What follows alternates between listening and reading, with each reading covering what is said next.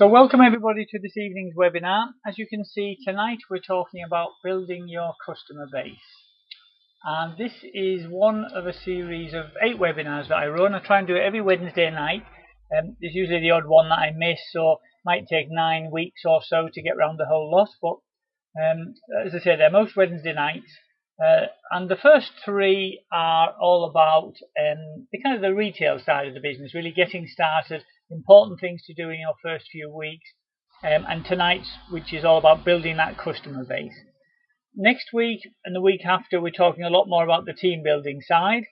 So that's kind of really important if you're looking to build a residual income, which is something I highly recommend. And then the last 3 are the personal strengths, really, kind of growing yourself, personal development, setting goals, and your own attitude and how important that is. So those are the 8 that I do. They're all recorded, and at the end of this I'll show you where the recordings are. I think Sue was asking earlier if they're recorded so she can show them to new starters, and absolutely you can do that. And also if I go over anything tonight and you just want to go over it again to get it clear in your own mind, or if you've only just started, you don't have to wait till we get all the way around to numbers 1 and 2 again. You can go and watch the recordings of those this evening or tomorrow if you want to. So, building your customer base. So what I'm going to be covering tonight, and it should take us about half an hour, is what is the customer base? What do I mean when I'm talking about that? You'll hear people in the business talk about the beauty and the benefit of having a customer base, so I'll explain why that's important. I just want to go through very briefly with you why customers order from you, because there's so many different places people can order from these days, on the internet and shops, anything you want in shops and things. So why would they order from you? So I'll explain a bit about that. I'm going to talk a bit about bonding with your customers, building a bit of rapport with your customers, which is so important. And the result of all of this will be what we call a base, so a set of loyal customers who order from you over and over again.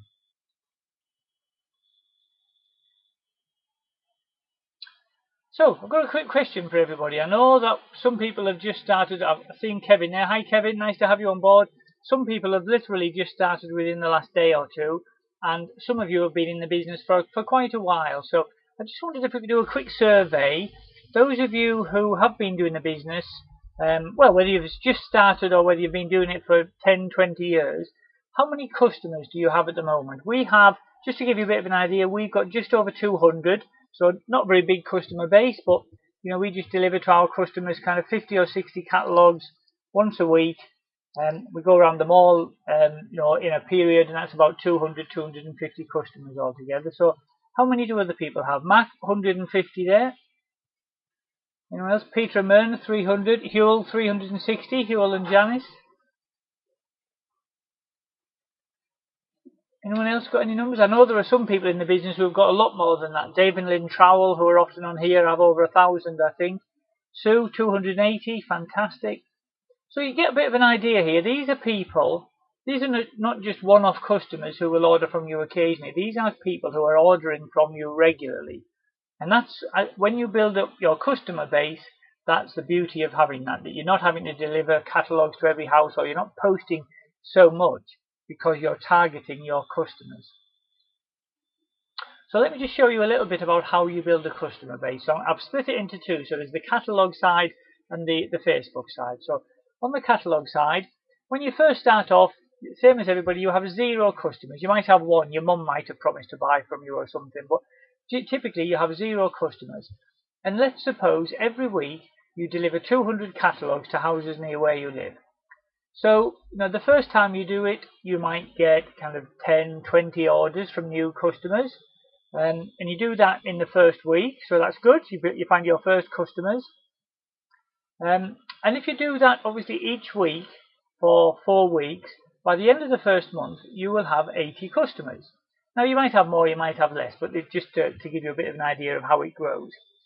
So what you then do, at the end of your first month, after 4 weeks, you go back to the beginning and you deliver back to the same houses that you delivered to right at the beginning. Now, obviously, if anybody's told you, I don't want a catalogue, thank you very much, you cross those ones off your list. But typically, if you're delivering to all the other houses, whether they've ordered from you or not the first time around, you still deliver to them.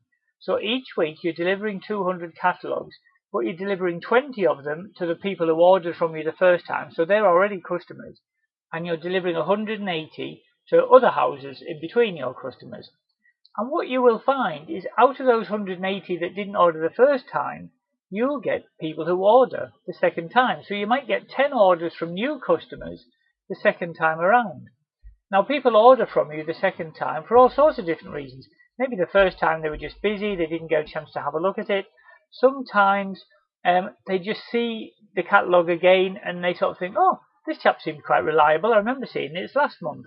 So then you'll get people who will order from you that time as well. So going back the second and third and fourth months are really, really important. So if you go back the second month, as I say, you've then got 10 orders from new customers. So that means at the end of your second month, you might have 120 customers. So then each week in your third month, you're delivering your 200 catalogues. You've got 30 people who have ordered from you, once or twice in the last couple of months, and 170 to houses who haven't yet ordered from you. And you will get orders from those 170 houses. Again, people who have kind of just been busy for a while, or the catalogue just lands the other way around and they see something that they like the look of, or there's a new catalogue in there, the Christmas catalogue's coming up now. That's a great time to go blanketing with the Christmas catalogues, because people will see that, and obviously they didn't see the Christmas catalogue last month, so then they'll start having a look at it, and you'll get orders from people who didn't order from you in month 1 or month 2. So on and so on. So basically then the next month you'll have 160 customers, so that then each week you're delivering more and more of your catalogues to customers and fewer of them to people that haven't ordered from you. So you can carry on doing this, and I guarantee every time you go out you will pick up more and more customers. It gets fewer and fewer. Obviously, if you're delivering to the same 200 houses each time, most people who are going to order from you will order from you during the first few months. But they definitely won't order, all of them won't order in the first or second or third month. You have to keep persevering with it. So, what happens when you get to a customer base? What we recommend is that you keep delivering catalogues to houses for 6 months. Now, obviously, anybody who says, oh, thanks very much, I don't really want a catalogue, I'm never going to order, then cross those off, because then you don't want to waste your time or theirs. But after 6 deliveries to each house, so after 6 months, I would say that's a good time for you to cross off the people who haven't ordered from you during those 6 months. But you'll have some customers who've maybe ordered just once, some that have ordered a couple of times, 3 times, some that have ordered 4, 5, 6 times, which is fantastic. But it's probably a good time then to cross off the ones who are not ordering from you. Because obviously if they're just not going to order, you're wasting your time delivering catalogues to them. Now, one of the things I recommend you do to help build that customer base is try to place an order every single week. So even if you're struggling to pay to get a big order in so you get free delivery, it's worth paying a delivery charge, because this is an investment in your business. And customers really appreciate that prompt delivery. And if you can deliver an order to them within a week of them placing their order, they get to realize that you're going to be prompt, so they'll order from you again and again. If you kind of wait for 2 or 3 weeks until you've got enough for free delivery, and then by the time you get round to the customer, it's like 3 weeks later, they're sort of thinking, oh gosh, that took quite a while. They'll only order from you if it's something they desperately need, but not urgently, if that kind of makes sense, because they think it's going to take 3 weeks every time. So I do recommend you try to place an order every single week. And then, depending on how much you want to earn, you can keep going around every month, moving into new areas as you cross people off and you've got more catalogues. And you can get to the point where you're delivering, as an example, you could get to 800 customers. There are lots of people in the business who have 800 customers or more. And what that means is that every week, you're delivering the same 200 catalogues as you did when you started off, but you're delivering them only to your customers, to people who have ordered from you in the past. And what happens is the average order per catalogue goes through the roof. Because when you're first starting off, obviously because a lot of people are not ordering from you at the beginning, it can be 50p or £1 per catalogue that you put out. But once you're delivering just to your regular customers, it'll be 5, 6, 7, 8, 9, £10 per catalogue that you're getting. So you obviously, for the same amount of time putting your 200 catalogues out, you're getting far more orders and earning far more from it. And this is your customer base. And there are lots of benefits from it, not least of which obviously the more orders you're getting, the more you're earning. But also you just get fewer bad pickups. When you're first starting off, you could put 200 catalogues out, just get one or two scratchy little orders and think, oh crikey, that was a lot of work for nothing. But you have to persevere through that, because when you're delivering just to your customers, you know that for every 100 customers you're delivering to, you're going to pick up 30, 40, 50 orders. So it's fantastic that you get a lot fewer bad pickups, and your orders are a lot more stable.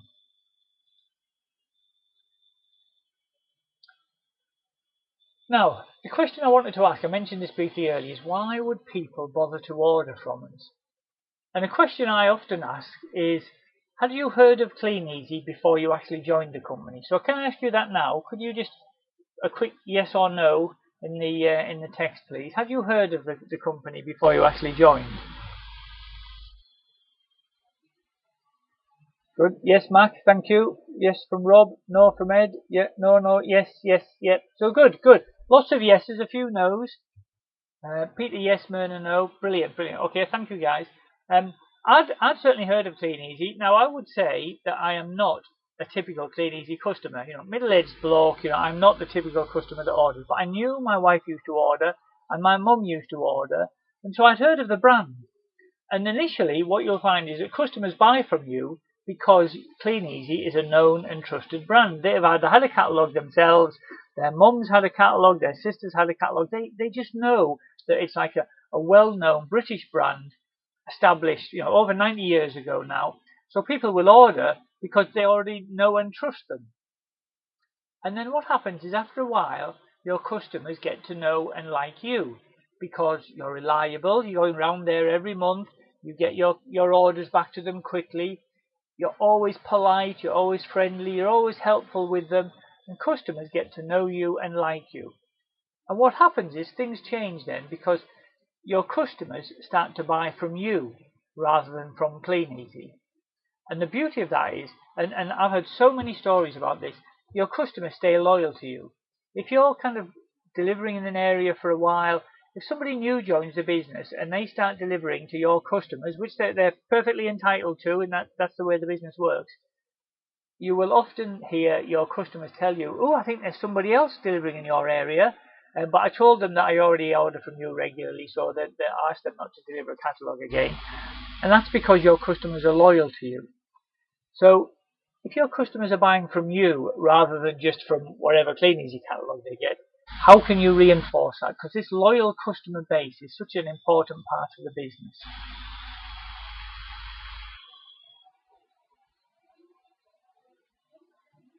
And you reinforce it in a number of different ways, really.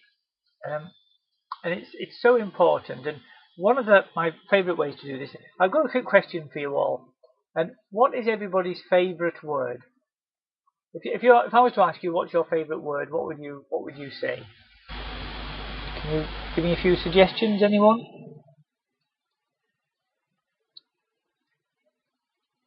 Anyone got any thoughts? Money, yep. Interesting word, Matt. That's certainly a popular one. Anyone else got any words that they like or they think people will like?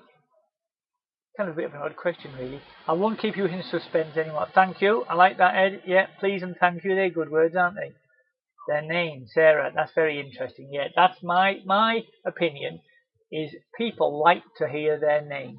I think it's because obviously you get called your name all your life from when you're very, very young, and it's just nice when people recognise you and they say your name. So if people like to hear the sound of their name, what you can do to really build some good rapport with them is write it down. Make sure you learn it. So when a customer orders from you, obviously you wouldn't go knocking on everybody's door saying, right, what's your name, please? I'm just going to write it down in case you ever order from me. But when they do order from you, then they will write their name on the order form, or mostly they do. Sometimes they forget, but they'll write their name on the order form. So it might be Mrs. Johnson, or it might just say Sue Johnson or something like that. If they do use their first name, then effectively they're giving you permission to use it. So make sure you write it down in your notebook, in your little round book as you're going round. You know, you're putting in your little notes to say whether you got the catalogue back, whether they ordered from it or not. Write their name beside it, beside their address. And then the following time, obviously when you deliver the goods to them, you can say, oh, hi, Mrs. Johnson, I got your order here. So they get to know you then for the first time. But then the following month, when you're going around delivering their catalogues again, obviously as you're walking down the street, you're checking your notes to make sure that, you know, somebody didn't say they didn't want a catalogue, so you're not delivering to the people that threw it away and so on.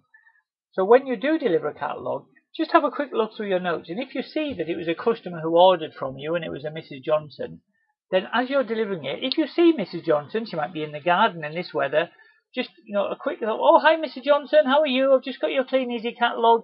You know, pop it, a cheery wave, pop it through the letterbox, and people just really appreciate the fact that you've remembered their name.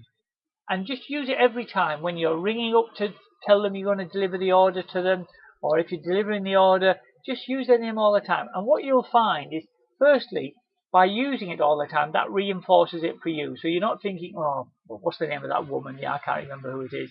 You're thinking, oh yeah, Mrs. Johnson, I always deliver to her on, you know, she lives just round the corner from Sarah's mum or whatever it might be. And depending on obviously the size of the area that you're covering and what kind of town it is, you will get to see your customers round and about as well. So it's not always on their doorstep. I see loads of customers in the town. I live in a kind of smallish market town, and it's really unusual for me to go into town and not see somebody that I know. Because, you know, as I say, I've got 200, 250 customers. There's usually one or two of them in the town whenever I go in there. So, you know, I'm always saying, hi, Mrs. Johnson, how are you? Now, sometimes when you first start doing this, they'll look at you and you can see them thinking, I know who that is, but I can't think where I know him from.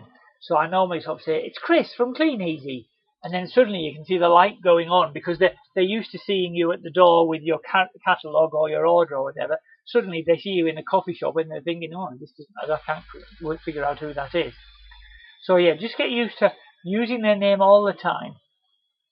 The other thing is, you will find out things about people. So obviously, if they've got a dog, it's fantastic. You know, always pat the dog, say, oh, hello, what's your dog's name? It's beautiful.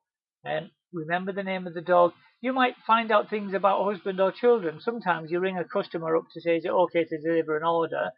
And they'll say, oh, I'm really sorry, I've just got to take Susie down the dentist. She's cracked a tooth or whatever. And the next day when you go back, just say, oh, how was Susie? That must have been dreadful for her. Just kind of asking how the children were, how the husband is, whatever. You're building rapport with your customers, showing them that you care about them. Because if you use their name and you care about them, they get to know you and like you and trust you. The other thing that's a really great thing to do is just to look out for special occasions. If you go up to a door and you can see there's loads of cards up in the window, just ask, oh, is it somebody's birthday? Because you never know. If it is somebody's birthday, you can wish them happy birthday. At Christmas, I'm a big believer in this. This is a massive thing where it goes a long way to building your customer base. Buy all of your customers Christmas cards. They don't have to be expensive, handmade Christmas cards. Just, I usually use the Kleeneze ones. Just buy a few boxes of those and just handwrite their name in to Mrs. Johnson, Merry Christmas from Chris and Sarah, and then I normally put in brackets Kleeneze just in case they can't recognise my handwriting or anything. And then as you're delivering your catalogues, I normally do this in the last period before Christmas. So for me, it's kind of like the last week of November and then the first 3 weeks before Christmas. And I pop it through the letterbox with the catalogue, but not inside the plastic bag, so it kind of falls on the floor separate. So then they'll see the card, they open the card up, and if they weren't going to order, they will often think, oh, how nice to get a Christmas card from them. Or let me have a look, see if there's anything in there that I fancy for Christmas.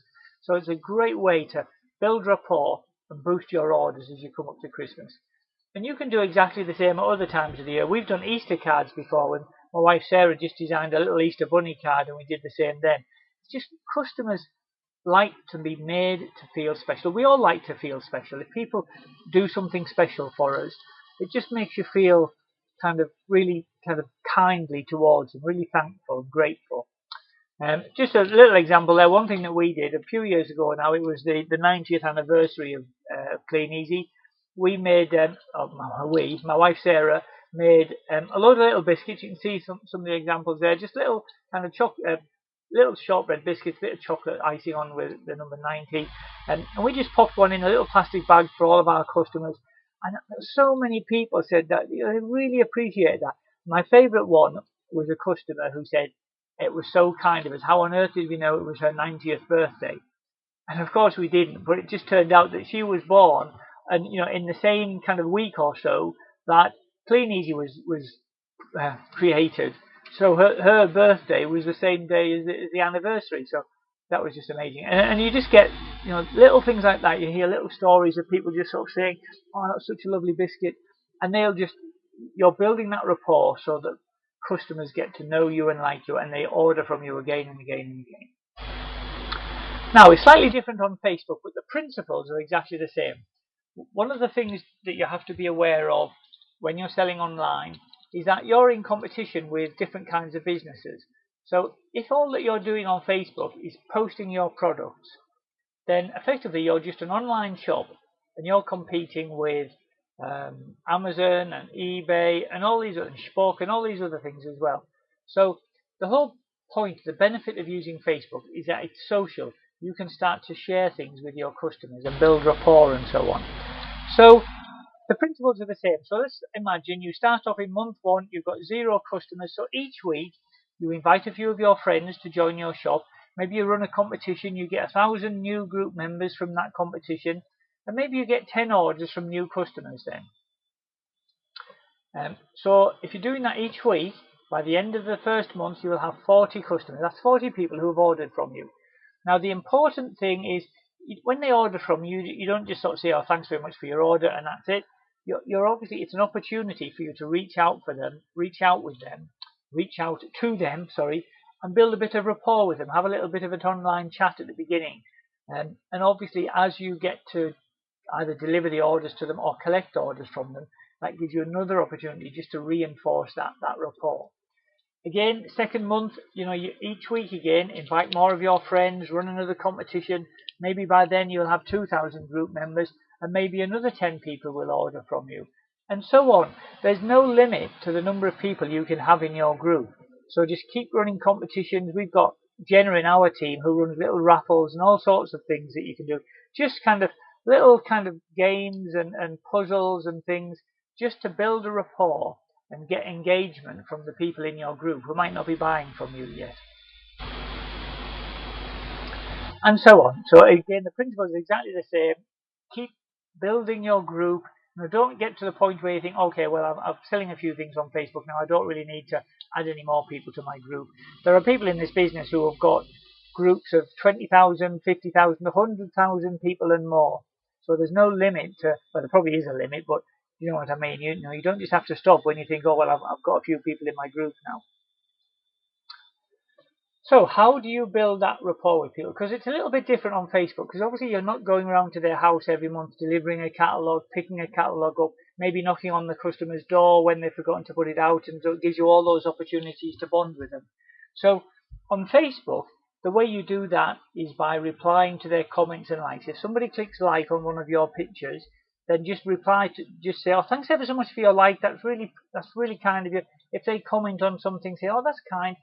Have a look at their Facebook profile. You might find that you've got something in common. There's a picture on the Facebook profile of the customer with a load of dogs, and you've got a load of dogs, so you've automatically got something in common there that you can kind of build a bit of rapport with them. And again, puzzles and competitions in your group are just a great way to get your customers to get involved with the group, because what you don't want is people in the group who are just sat there watching what you do, not really kind of getting involved. Whereas running little games and puzzles every week is a great way. And you'll see, if you've got 2,000 people in your group, you won't have 2,000 customers. You might only have 10 or 20 customers out of those. But those are people who will be the ones that are always replying to your puzzles and joining in the games. And it gives you a chance to chat with them and ask how they are and so on. And when you start to build a bit of rapport with somebody, send them a friend request. Again, you never know that you might where this might lead to. You might have all sorts of things in common that you didn't realize.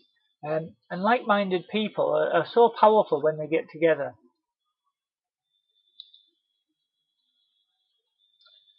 So as I said there, you might find things on their profile picture that makes you sort of think, oh crikey, they've got a dog just like ours, he's gorgeous. So you could reach out to them, just send them a little message or a comment or whatever saying, I couldn't help but notice that picture on your profile, your dog looks gorgeous. What's he called, or how old is he, or whatever. If you're an animal person, then you'll have a lot to talk about with other animal people. Dog people love dog people, and cat people love cat people, and so on. So all of this results, whether it's the catalogue side or the Facebook side, what you're trying to do here is not just get customers that order from you once and then disappear. You're looking for customers that get to know you, that get to like you, and that get to trust you. Because if someone knows you and likes you and trusts you, they're going to order from you over and over again. Because why would they order from other people when they can order from someone they know and like and trust?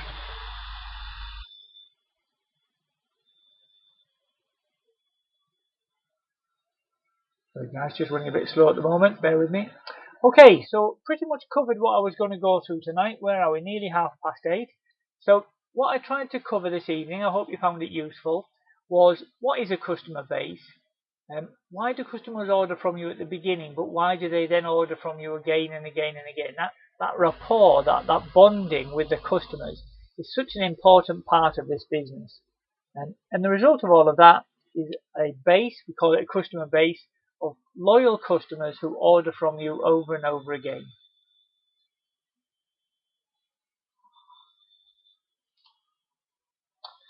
Okay guys, I'm pretty much finished for this evening. I'm just going to return off